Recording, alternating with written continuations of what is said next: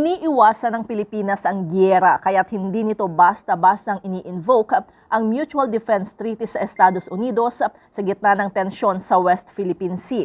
Sa panayam ng US TV network na Bloomberg, sinabi ni Pangulong Ferdinand Marcos Jr. na gagamitin ng Pilipinas ang MDT kung mahaharap ito sa existential threat o banta sa existence ng bansa.